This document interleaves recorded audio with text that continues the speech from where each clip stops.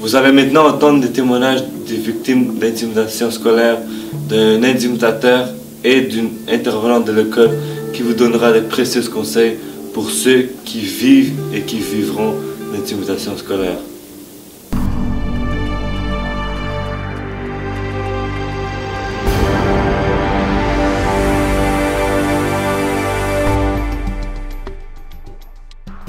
Merci d'avoir accepté notre invitation. Non, ça fait plaisir.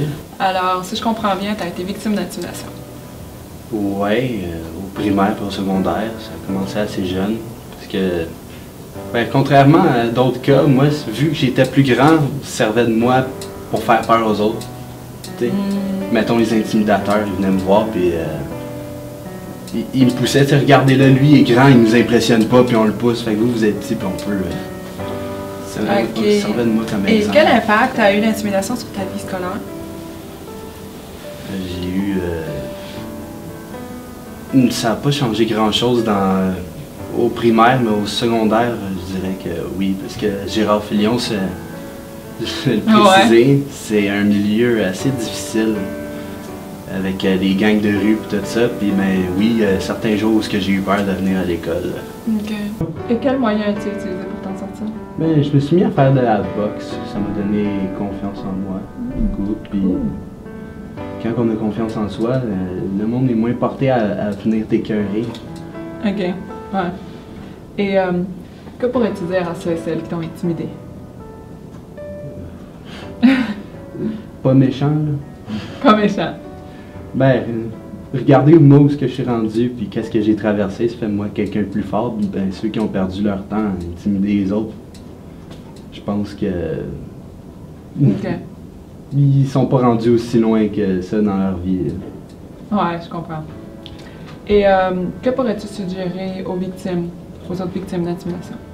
Mais premièrement, d'en parler, d'aller voir les personnes qui sont là pour ça, les psychologues, les travailleurs sociaux, parce qu'il y a des gars aussi. C'est super important d'en parler et de pas garder ça pour soi. C'est la pire chose à faire.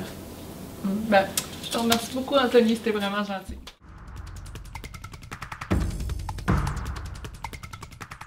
Comment ça va? Ça va bien, vous? Ça va. Alors, je vais commencer à te poser quelques questions. Bien sûr. Pourquoi intimidais-tu les autres? Une question, pourquoi j'intimidais les autres, c'est que parce que je vais avoir une cote de popularité, qui veut dire que j'aimais ça m'apprécier des autres. Je vais être supérieur à lui que j'intimidais. C'est toute une cote de popularité, je te dirais. Et à quoi pensais-tu quand tu les intimidais? Vraiment les rabaisser, les faire nuire, les faire humilier. Comme je te dis, c'est vraiment pour impressionner les gens. Ça marchait. T'sais, le monde pensait plutôt comme ça quand j'étais jeune. Mais je le regarde beaucoup, ça m'a vraiment affecté par la suite. Là. Qu'est-ce que tu veux dire? Parce que avec l'âge, quand tu vieillis, tu vois le monde se faire intimider. Il y a même des suicides à cause d'intimidation. Puis ça m'affecte beaucoup parce que j'ai intimidé des gens. Puis, alors dans le fond, c'est ça qui t'a fait changer? Dans un sens, oui. OK. Parce que c'est pas une bonne morale. Puis je m'en veux. Ça sert à recommencer où j'aiderais les personnes. Et qu'est-ce que tu pourrais dire aux gens que tu as intimidés? Je pourrais bien dire, je m'excuserais à toutes les gens que j'ai intimidés.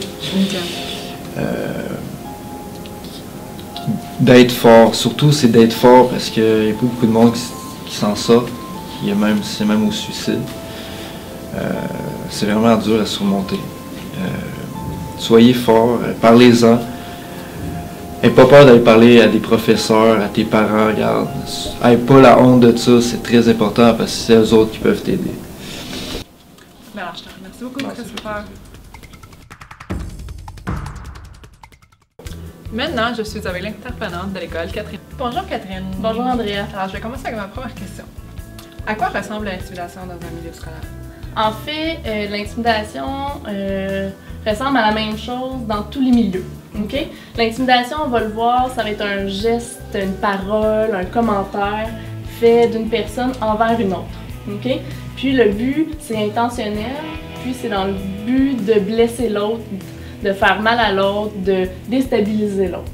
Donc ça peut être un geste, on voit quelqu'un va plaquer l'autre dans une case, qui est plus physique, mais qui peut se retrouver à des regards, des commentaires à une amie, à une camarade qui va viser une autre personne, puis qu'on est sûr que l'autre va l'avoir entendu. Donc, par exemple, un élève qui va se faire pousser dans un casier, donc c'est physique. Par contre, on peut le trouver en termes de paroles, qu'une personne va dire une méchanceté à une autre, dans l'intention que l'autre entende et que l'autre se sente diminué, agressé. Okay? On dit que c'est des gestes, des commentaires, des paroles qui sont violentes. Okay? On dit vraiment que c'est de la violence. Par contre, maintenant, on a une nouvelle vague d'intimidation qui est la cyber-intimidation. Donc, il peut y en avoir au milieu scolaire, mais qu'on ne verra pas dans l'école, mais qu'on va voir à la maison. Donc, les élèves, les personnes qui fréquentent les milieux scolaires vont s'envoyer des messages haineux, des messages qui vont viser à blesser l'autre par Internet, par les réseaux sociaux, surtout Facebook, Twitter, ce sont des sites. Donc, il faut garder en tête que l'intimidation, on peut en trouver partout, puis que dans le fond, c'est un geste violent qui sert à diminuer l'autre. Okay. À agresser l'autre. Et selon toi, pourquoi les gens intimident? Pourquoi les gens intimident? Il y a plusieurs hypothèses. Ce qu'on pense, c'est que les gens intimident va être un agresseur parce que soit qu'il s'est fait intimider lui-même dans son expérience de vie, ou parce que c'est sa manière de communiquer. C'est la seule manière qu'il a de communiquer, parce que la personne aime avoir le pouvoir sur les autres. Parce qu'intimider, c'est se sentir plus fort, c'est pour se sentir grand, avoir du pouvoir sur les autres. Donc, c'est une façon de s'élever par-dessus les autres. Donc, c'est vraiment dans le but, c'est vraiment un mode de fonctionnement que la personne est là. Donc, pour elle, c'est la seule façon de régler des conflits qui est par la violence, par l'intimidation. Qu'on sait très bien que c'est pas la bonne façon, mais c'est tout ce qu'ils connaissent. Donc, c'est un peu les raisons qu'on a, mais chaque situation est différente. Donc, mais en général, ça peut être ça. Et comment fait-on pour reconnaître une victime? Reconnaître une victime, en fait, je dirais qu'il faut être observateur. Okay?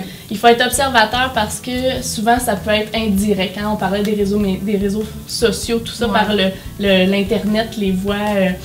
les médias et tout ça. Des fois, on peut voir un geste d'intimidation, donc on peut identifier directement la victime, mais aussi, on va voir par les changements chez la personne. La personne va être plus absente, va se sentir moins bien, va avoir moins d'estime, va moins fréquenter ses amis, va avoir des changements de comportement.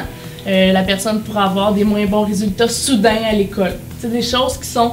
On sait que c'est pas naturel chez la personne, que c'est pas normal, qu'on peut pas expliquer ces changements-là. Une personne qui est toujours à l'école, qui a des bons résultats scolaires, puis du jour au lendemain, bien pouf, la personne est absente, la personne échoue à des examens, donc on pourrait se questionner à savoir s'il y a quelque chose. On peut pas toujours associer ces choses-là à de l'intimidation, faut faire attention. Mais il faut quand même être vigilant puis aller peut-être voir la personne ou faire autre chose. Et comment peut-on aider une personne d'intimidation? C'est important, si on voit qu'une personne est intimidée, il faut dénoncer. Il ne faut pas faire l'autruche et se cacher la tête dans le sable. Il faut vraiment dénoncer. Soit aller, si on se sent à l'aise, d'aller voir la personne puis lui dire qu'on sait qu'elle est intimidée et qu'elle ne doit pas accepter ces gestes-là, OK? Donc, il faut offrir notre soutien à la personne, premièrement, OK? Ça, c'est ce que je dirais. Deuxièmement, si on ne se sent pas à l'aise, il faut aller voir une personne qu'on sait qui va être à l'aise de parler de ça avec la personne. Donc, il faut aller voir un intervenant de l'école, un enseignant, la direction. Donc, le but, c'est de dénoncer, d'arrêter l'agresseur, OK? Donc, ça, c'est les premières choses à faire. Si ça se passe en dehors du milieu scolaire, même si c'est dans le milieu scolaire, on pourrait même aller porter plainte à la police. Okay? Mais si on est même soi-même victime, c'est d'en parler. Okay? C'est de ne pas faire comme si rien n'était. Il faut vraiment en parler. Il faut dénoncer le geste. Il y a des lignes téléphoniques, tel jeune, tel aide qu'on peut appeler si on ne se sent pas bien, en parler directement à quelqu'un. Sinon, il y a des sites internet qui parlent de l'intimidation. Moijagis.com est un site internet qui est très intéressant, autant pour les victimes, les témoins de l'intimidation ou les agresseurs. Ouais. Donc, c'est les grandes pistes que je peux dire pour aider les gens à mieux comprendre l'intimidation. Ben, je te remercie beaucoup, Catherine, pour ton temps. Ben, ça me fait plaisir. Pour conclure, je remercie à tous nos invités pour leur collaboration et merci à vous, chers auditeurs. C'était Nazaré Merajdine, journaliste pour À nous la parole. Et n'oubliez pas qu'il faut toujours en parler pour s'en sortir.